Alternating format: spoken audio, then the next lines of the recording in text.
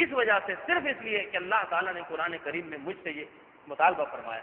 اب اس پر عمل کرنے سے دنیا والے خوش ہوتے ہوں، دنیا والے ناراض ہوتے ہوں، ساتھ دیں یا پیچھے چلے جائیں، اگر ساری دنیا کے لوگ بھی منکر خدا بن جائیں گے لیکن میرا تعلق اللہ کے ساتھ اتنا مضبوط رہے گا کہ میں لوگوں کی طرف نہیں دیکھوں گا، ہمیشہ اپنے رب کی طرف دیکھوں گا،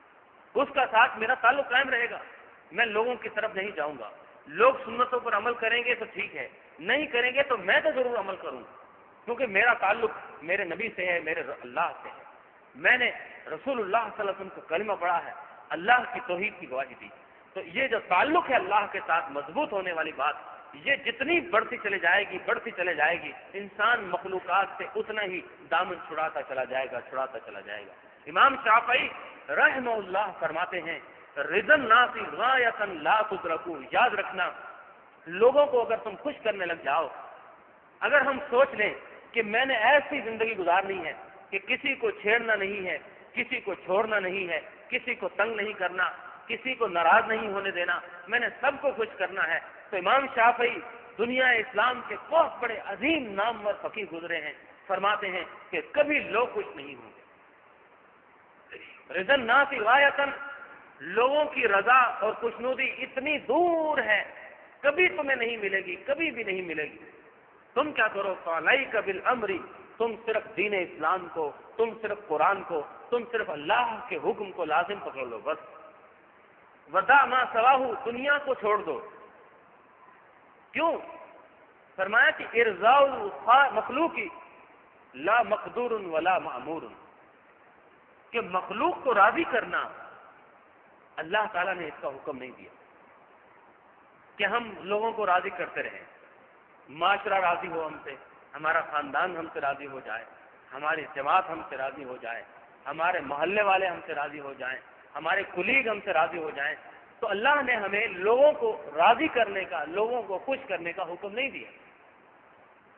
اللہ نے ہمیں خالق کو راضی کرنے کا حکم دیا ہے۔ خالق کی رضامندی، خالق کی خوشنودی، خالق کی محبت، یہ معمور ہے، اس کا ہمیں حکم ملا ہے۔ اب جب ہم خالق کو راضی کرتے ہیں، خالق سے ڈرتے ہیں، اسی سے محبت کرتے ہیں، اللہ کے ساتھ اپنا تعلق مضبوط رکھتے ہیں، ہمیں فائدہ یہ ملتا ہے۔ پیارے نبی صلی اللہ علیہ وسلم نے فرمایا کہ من ارض اللہ بسخط الناس، جو اللہ کو راضی کرتا ہے،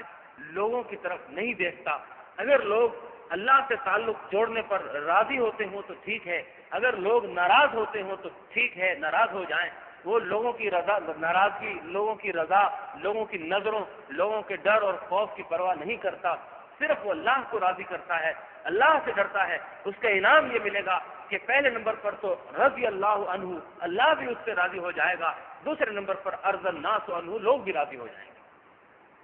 لوگ بھی راضی ہو جائیں گے۔ یہ بھی ایک عظیم نعمت ہے۔ پہلے ہم صرف اللہ سے تعلق جب قائم کر لیں، ہم اللہ سے ڈرنے لگ جائیں، اللہ کے لیے نمازیں پڑھیں، اللہ کے لیے روزے رکھیں، اللہ کے لیے حج کریں، سارے کام ہم اللہ کے لیے کریں۔ غور سے سنیے بات، اللہ مجھے بھی سمجھنے اور عمل کرنے کی توفیق عطا فرمائے، ہم سب کو یہ سمجھنے کی بات کہ جب ہم اللہ کو راضی کر لیں گے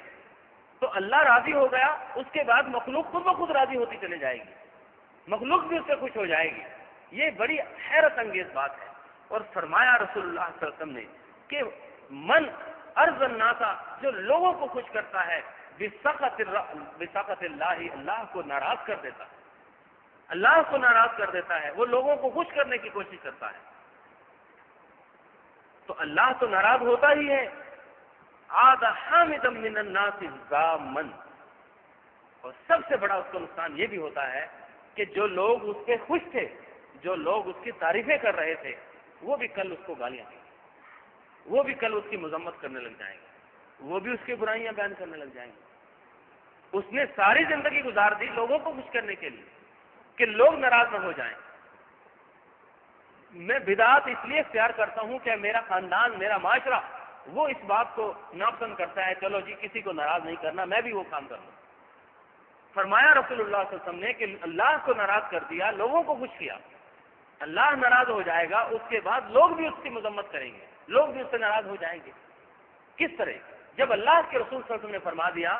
آپ غور کیجئے، واقعی یہ بات ہو کر رہتی ہے۔ ایک سیاستدان کا یا ایک لیڈر کا تذکرہ لے لیجئے، آپ دیکھیں کہ وہ اپنی حکومت کے لیے، اپنی شہرت کے لیے، اپنی ترقی، اپنی سلطنت اور اپنا نام بڑا کرنے کے لیے بے شمار گناہ کرتا ہے، بے شمار گناہ کرتا ہے، اللہ کے مخلوق پر ظلم کرتا ہے، اللہ کو ناراض کر دیتا ہے۔ بظاہر یہ لگتا ہے کہ وہ ترقی پر چلتا چلا جا رہا ہے، ہزاروں لاکھوں لوگ اس کی ایک آواز پر چپ ہو جاتے ہیں، اس کے نام پر نعرے مارتے ہیں، ہم جان دے دیں گے، ہم یہ کر دیں گے۔ کچھ عرصہ گزرتا ہے، کچھ دن گزرتے ہیں، کچھ سال گزرتے ہیں، وہی لوگ اس کی برائیاں بیان کرتے ہیں، وہی لوگ اس کے جانے پر مٹھائیاں بانٹتے ہیں، وہی لوگ اس کے مر جانے پر کوئی ندامت کے آنسو، کوئی افسوس کے آنسو بہاتا نظر نہیں آتا۔ سارے لوگ کہتے ہیں کہ جان چھوٹ گئی۔ کیا وجہ ہے؟ اس نے ساری زندگی ان لوگوں کو خوش کرتے گزار دی، اللہ کو ناراض کرتے گزار دی، اب یہ لوگ بھی اس پہ ناراض ہیں۔ یہ صحیح ابن حبان کی روایت ہے کہ رسول اللہ صلی اللہ علیہ وسلم نے فرمایا، اللہ کو راضی کر لو، اللہ تعالیٰ کی رضامندی میں، اللہ کے ڈر کے اندر یہ فائدہ تمہیں ملے گا کہ اللہ راضی ہو جائے گا، اور پھر انجام کار میں، آخر انجام کار ایسا ہوگا کہ ساری دنیا بھی تم سے خوش ہو جائے گی، لوگ بھی خوش ہو جائیں گے۔ بڑے بڑے عظیم ائمہ کرام جنہوں نے اپنی زندگی کے اندر جیلوں کے اندر زندگی گزار دی، حکمرانوں کے ظلم اور عذاب کے اندر زندگی گزار دی۔ امام ابن تیمیہ رحمہ اللہ جب انہوں نے حق بات کہنا شروع کی، وہ جو دور تھا اس دور میں شرک اور بدعات اور مختلف قسم کے فرقے، تقلید کی برائی سر عام تھی اور پھیلی ہوئی تھی، اور امام ابن تیمیہ نے شام سے جو حق کی آواز اٹھائی، لوگوں کو تقلید سے روکا، لوگوں کو فرقوں سے روکا، اور بتایا کہ یہ بات شرک ہے، یہ بات بدعت ہے، تو بے شمار لوگ ان کے مخالف ہو گئے، ان کے ساتھ صرف اللہ سے ان کا تعلق قائم تھا۔ بادشاہ بھی ناراض ہو گیا، بادشاہ نے لوگوں کی باتیں سن کر ان کو جیل میں ڈال دیا۔ وہ جیل کے اندر کوئلے سے دیواروں کے اوپر حق بات لکھا کرتے تھے، جب وہ دنیا سے چلے جاتے ہیں، وہ دیواروں سے کوئلے کی جو تحریر تھی لوگوں نے اتار کر کتابوں پہ لکھی۔ آج لاکھوں نہیں کروڑوں کی تعداد کے اندر ان کی کتابیں دنیا کے اندر پھیلی ہوئی ہیں۔ وہ صرف دیواروں پر لکھی ہوئی کتابیں، وہ کنویں کی دیوار پر لکھے ہوئے فتاوا، لوگ اس کی بات سنتے ہیں کیونکہ وہ قرآن و حدیث پر مبنی ہوتی تھی۔ اور جب وہ دنیا سے چلے گئے تو اللہ کے رسول صلی اللہ علیہ وسلم نے فرمایا تھا کہ تم اللہ کو راضی کر لو تو لوگ بھی تم سے راضی ہو جائیں گے۔ پھر دنیا نے دیکھا کہ ان کے جنازے کے اندر لاکھوں لوگوں نے نماز جنازہ پڑھی، پورا شام امڑ آیا،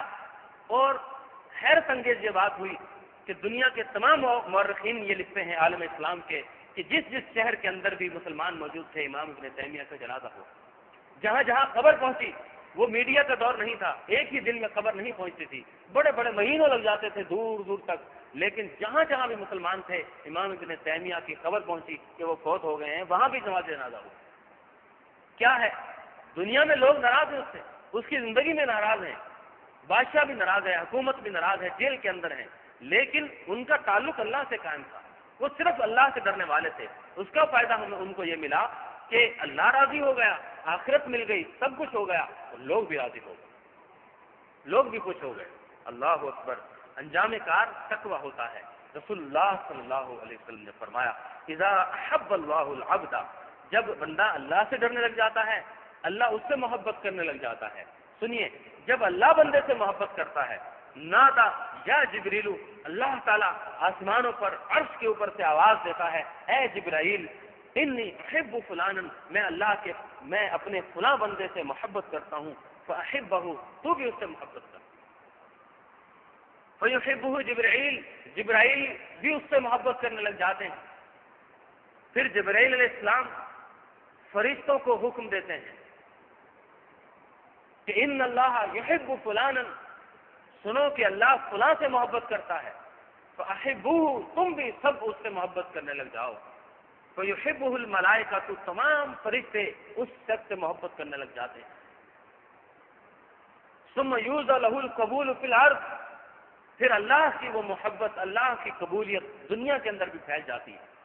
لوگوں کے دل بھی اس سے محبت کرنے لگ جاتے ہیں، چاہے پہلے لوگ اس سے ناراض ہوں، پہلے اس کی حق بات کے اوپر ناراض ہوتے ہوں،